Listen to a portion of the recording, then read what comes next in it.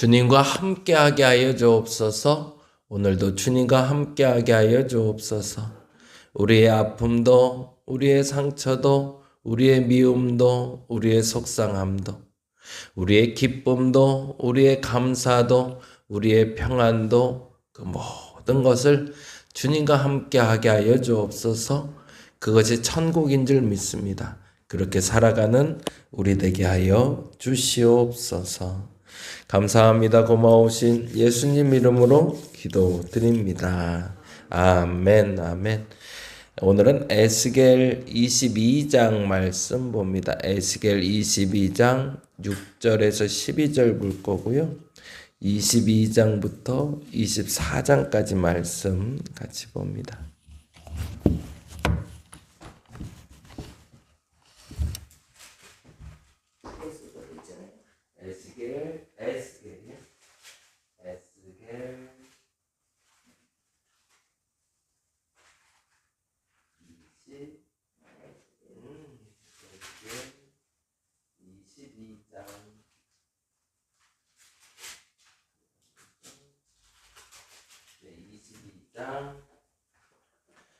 에스겔 22장 6절에서 12절. 에스겔 22장 6절에서 12절 같이 읽겠습니다. 이스라엘 모든 고관은 각기 권세대로 피를 흘리려고 내 가운데 있었도다. 그들이 내 가운데에서 부모를 업신여겼으며 내 가운데서 나그네를 학대하였으며 내 가운데서 고아와 가부를 해하였도다. 너는 나의 성물을 업신여겼으며 나의 안식일을 더럽혔으며 내 가운데 피를 흘리려고 이간을 붙이는 자도 있었으며 내 가운데 산 위에서 재물을 먹는 자도 있었으며 내 가운데 음행하는 자도 있었으며 내 가운데 자기 아버지의 하체를 드러낸 자 있었으며 내 가운데 월경하는 부정한 여인과 관계하는 자도 있었으며 어떤 사람은 그 이웃의 아내와 가증한 일을 행하였으며 어떤 사람은 그의 며느리를 더럽혀 음행하였으며 내 가운데 어떤 사람은 그 자매 곧 아버지의 딸과 관계하였으며 내 가운데 피를 흘리려고 뇌물을 받는 자도 있었으며 내가 번 돈과 이자를 받았으며 이익을 탐하여 이웃을 속여 빼앗았으며 낯을 잊어버렸더라. 주 여호와의 말씀이니라. 아멘. 22장부터 24장까지는 이스라엘 백성들의 타락과 하나님의 선택에 대해서 이야기하는데요. 그걸 비유로 설명합니다. 그래서 22장에선 두 가지, 예루살렘 곧 이스라엘을 두 가지로 부르는데 3절에 보면 이렇게 이스라엘을 부르고 계세요. 3절 말씀 같이 한번 볼까요? 22장 3절에 보니 이스라엘을 이렇게 표현하네요. 읽어봅니다. 너는 말하라. 주 여호와께서 이같이 말씀하셨느니라. 자기 가운데에 피를 흘려 벌 받을 때가 이르게 하며 우상을 만들어 스스로 더럽히는 성아. 거기다 줄쳐놓죠. 이스라엘을 말하기를 이스라엘은 스스로 더럽히는 성이래요. 그건 무슨 말일까요? 막을 수 있는데 안 막는다는 거죠. 스스로가 타락을 안 할 수 있고 스스로가 잘못 안 할 수 있고 스스로가 조정할 수 있는 사람인데 스스로가 조정을 안 하고 죄를 짓는 건 어찌 보면 그것이 더 악한 거죠. 모르고 짓는 죄는 실수라고도 말할 수 있고 모르고 잘못한 것에 대해서는 하나님이 용서해 줄 수 있는데 모르고 잘못한 것이 아니라 알고 지은 죄가 더 큰데도 스스로 더럽히고 있다는 겁니다. 그러면 어떻게 스스로를 더럽히고 있는지 다음과 같이 표현하고 있습니다. 그것이 오늘 본 6절부터 시작되는 말씀인데요. 6절에서 7절까지가 한 묶음으로 돼요.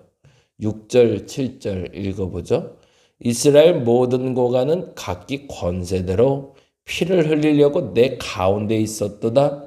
그들이 내 가운데에서 부모를 업신여겼으며 내 가운데에서 나그네를 학대하였으며 내 가운데에서 고아와 과부를 해하였도다 라고 되어 있어요. 무슨 얘기죠? 사회적 책임을 감당하지 않았다는 겁니다. 권리를 주시고 능력을 주셨을 때 스스로 타락했다라고 말하는 첫 번째는 그 권리는 누리고 혜택을 보라라고 준 것이 아니라 그 권리를 가지고 세상을 이롭게 해라라고 준 것인데 그 권세대로 가운데 있었대요. 내 가운데서 뭘 했냐? 부모도 업신여기고 나그네도 학대했고 고아와 과부를 해하면서 사회적인 책임을 무시하고 산 것이 너의 죄다라고 얘기하고 있고요. 또 하나의 죄를 이야기하는데 그게 8절에서 9절 말씀이 됩니다. 읽어볼까요? 너는 나의 성물들을 업신여겼으며 나의 안식일을 더럽혔으며 내 가운데 피를 흘리려고 이간을 붙이는 자도 있었으며 내 가운데 산 위에서 재물을 먹는 자도 있었으며 내 가운데 음행하는 자도 있었다라고 표현합니다. 그건 무슨 말일까요? 종교적인 책임을 무시한 것을 얘기합니다. 앞서 말한 것은 사회적 책임, 사회적 의무를 다하지 못한 죄를 묻는다라고 얘기했다면 8절에서 9절은 종교적인 의무, 종교적인 책임을 다하지 못한 것에 대해서 죄를 묻겠다라는 얘기가 됩니다. 10절에서 11절은 그러면 어떤 얘기가 될까요? 10절하고 11절 볼까요? 내 가운데에 자기 아버지의 하체를 드러낸 자도 있었으며 내 가운데 월경하는 부정한 여인과 관계하는 자도 있었으며 어떤 사람은 그 이웃의 아내와 가증한 일을 행하였으며 어떤 사람은 그의 며느리를 더럽혀 음행하였으며 내 가운데 어떤 사람은 그 자매 곧 아버지의 딸과 관계하였으며 라고 되어 있어요. 무슨 얘기일까요? 가정의 의무, 가정의 책임을 다하지 못한 죄죠. 첫 번째는 사회적 의무, 사회적 책임을 다하지 못한 것, 그것이 너희에게 죄가 됐다. 두 번째, 종교적 의무, 종교적 책임을 다하지 못한 것, 그것이 너희에게 죄가 됐다. 가정의 의무, 가정의 책임을 다하지 못한 것, 그것이 너에게 죄가 됐다 라고 이야기합니다. 그리고 마지막에 12절인데요. 12절 말씀 같이 읽어봅니다. 내 가운데 피를 흘리려고 뇌물을 받는 자도 있었으며 내가 번 돈과 이자를 받았으며 이익을 탐하여 이웃을 속여 빼앗았으며 너무 중요한 단어가 나와요. 나를 잊어버렸도다. 거기다 줄쳐놓죠. 나를 잊어버렸도다. 하나님을 잊은 죄. 다른 말로 하면 하나님 없이 살아간 죄, 그 죄가 너에게 크다라고 얘기하는 겁니다. 다시 한번 정리해 봅니다. 어쩌보면 우리도 동일한 건데요. 우리에게 사회적 의무를 다하라고 우리를 그리스도인을 삼아주셨습니다. 우리에게 사회적 의무를 다한다는 건 나그네를 보면 그냥 돌려보내면 안 되고요. 부모를 무시해서는 안 되고요. 고아와 과부를 방치해서는 안 된다는 겁니다. 내 주변에 어려움을 당하는 이들, 그들에게 힘이 될 수 있어야 된다는 거죠. 제가 금액 웬만하면 잘 얘기 안 하는데 이번엔 너무 감사하고 귀하게 잘 모아주셔서 제가 금액을 좀 알려드렸어요. 어저께 그 의족 제작 때문에 헌금을 모았잖아요. 주일날. 그래서 여기저기서 많이 헌금해 주셨고 어떤 분 보니까요. 5월 달에 의족 만든다고 하니까 그때부터 돈을 모으신 분이 있더라고요.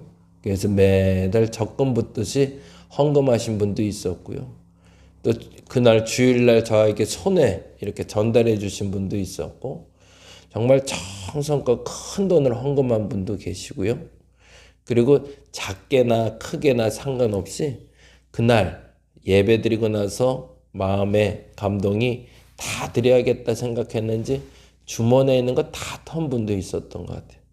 그래서 이렇게 저렇게 모아보니까 760만 원 정도 같아요.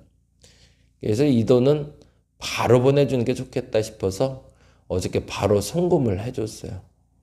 이제 수요일 날, 내일이죠. 내일 의정 만든다고 하는데 우리에게 있어서 고아와 가부와 나그네 된 이라고 여겨지는 이는 사실은 진짜 고아이거나 진짜 과부거나 진짜 나그네 이들도 있지만 우리 곁에서 무엇인가 필요를 채워야 되는데 채우지 못하는 사람들이 있을 때 그들에 대한 사회적인 책임을 너희에게 묻겠다라는 질문이거든요.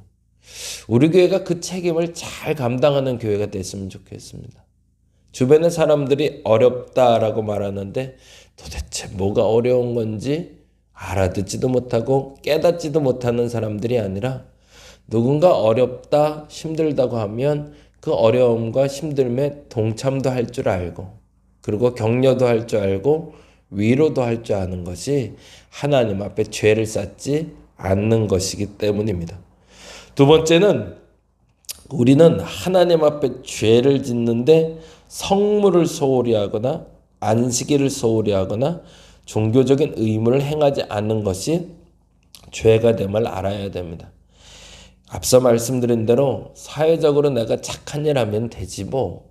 사회적으로 인정받는 그리스도인 되면 더 좋은 거 아니야? 봉사도 하고 섬기고 그러면 되지 뭐. 근데 여기에 또 하나 걸려 있는 게 있어요. 성경 복음서에 나오는 건데 고르반 제도처럼 내가 안식일은 좀 못 지켜도 내가 헌금은 좀 안 해도 내가 사회적인 책임을 잘 감당하는데 그러면 하나님 용서해 주지 않을까? 그건 범주가 다르다는 얘기죠. 종교적인 책임도 꾸준히 잘 감당해야 되는 게 맞는 거고요. 그리고 사회적 책임도 감당하는 게 맞다라고 성경은 말해주고 있는 겁니다. 주일 예배도 드려야죠.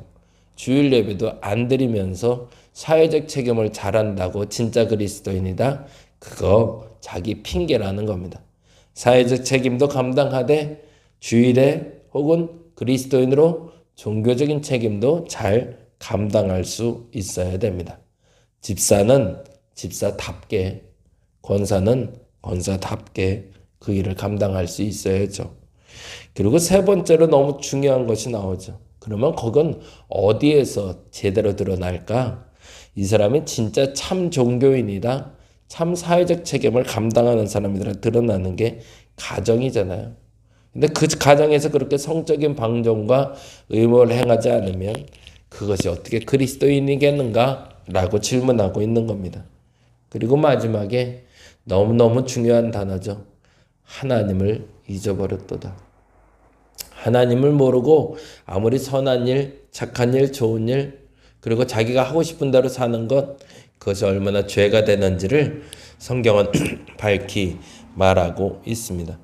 그래서 그것을 스스로라는 표현과 함께 스스로 더럽히는 성이다라는 표현을 씁니다. 저와 여러분에게 스스로 더럽히지 않는 사람이 될 수 있는 오늘의 결단이 있기를 간절히 바랍니다. 그래서 하나님은 이렇게 한다고 표현하세요. 18절 읽어볼까요? 18절 말씀, 19절 말씀, 20절 말씀입니다. 같이 한번 볼까요? 18, 19, 20. 인자야 이스라엘 족속이 내게 찌꺼기가 되었나니 곧 풀무불 가운데 있는 노시나 주석이나 쇠나 나비며 은의 찌꺼기더라. 너는 뭐다? 찌꺼기래요. 찌꺼기. 너 잘난 것 같지? 너 찌꺼기밖에 안 돼. 그래서 19절에 그러므로 주 여호와께서 이같이 말씀하셨느니라 너희가 다 찌꺼기가 되었은즉 내가 너희를 예루살렘 가운데로 모으고 사람이 은이나 노시나 쇠나 나비나 주석이나 모아서 풀무불 속에 넣고 불을 불어 녹이는 것 같이 내가 노여움과 분으로 너희를 모아 거기에 두고 녹이리라. 심판해 버리신다는 얘기죠. 저와 여러분에게 그 심판이 도래하지 않도록 사회적인 책임과 종교적인 책임과 가정의 책임 그리고 하나님을 잊지 않음이 저희들의 삶의 태도가 될 수 있도록 기도하는 여러분 되시길 바랍니다. 23장에 그 얘기를 오홀라와 오홀리바라는, 오홀라는 북이스라엘을 상징하고 오홀리바는 남유다를 상징합니다. 두 자매 이야기를 비유해서 다시 한번 사실은 설명하고 있는 것 뿐이고요. 그리고 24장에선 그 고통 가운데 힘들어하는 에스겔에게 찾아와 아내의 죽음조차도 슬퍼하지 말라 하는 얘기로 마무리하는 게 24장 얘기가 됩니다. 그래서 24장까지 읽으시면서 말씀드렸던 이 네 가지의 내 죄가 되지 않고 내가 그 죄에서 자유로울 수 있는 사람이 되게 해달라고 기도하는 저와 여러분 되시기를 간절히 바랍니다. 기도하겠습니다. 우리에게 죄가 되었다라는 말이 무슨 말인지 알게 하여 주옵소서. 사회적 책임을 잘 감당할 수 있어야 됩니다. 종교적인 책임을 잘 감당할 수 있어야 됩니다. 가정에서 방종하며 살면 안 됩니다. 하나님을 잊어버리면 안 됩니다. 하나님 알게 하여 주옵소서. 내가 얼마나 큰 죄를 짓고 있었는지, 그리고 하나님 알게 하여 주옵소서. 그 죄를 회개하면 하나님이 용서해 주신다는 것을. 그래서 사회적 책임도 이제는 더 잘 감당하고 종교적인 책임도 더 잘 감당하고 무엇보다 가정에서 방종하지 아니하며 하나님을 잊지 않고 살아가는 우리가 되게 하여 주시옵소서. 오늘도 감사합니다. 고마우신 예수님 이름으로 기도드립니다. 다 같이 기도하고 돌아갑니다.